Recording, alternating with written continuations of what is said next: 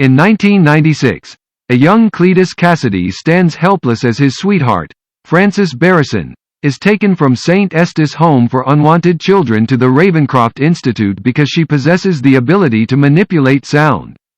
She escapes by using her sonic scream powers and strikes young police officer Patrick Mulligan on the way. He shoots Barrison in the eye and injures his ear as a result of her scream. Barrison is taken to the facility, which is hardened against her powers, unbeknownst to Mulligan, who believes he murdered her. Mulligan, now a detective, approaches Eddie Brock in the present day to meet with Kasady, a serial killer who refuses to speak to anybody other than Brock after their interview a year ago. After the visit, Eddie's symbiote, Venom, is able to figure out where Kasady has hidden the bodies of the victims, giving Brock a tremendous boost in his career.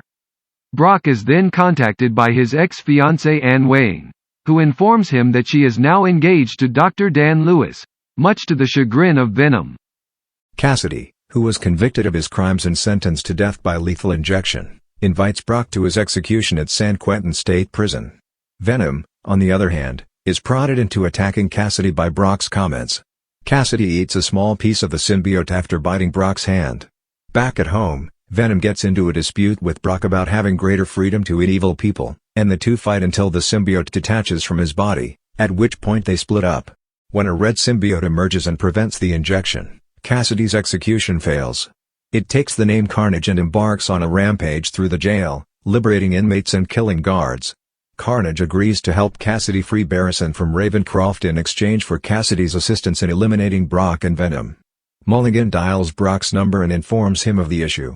Kasady frees Barrison in Ravencroft, and the two go to their former children's home to burn it down. Mulligan brings Brock to the police station, distrustful of him because of his interactions with Kasady before Carnage appeared.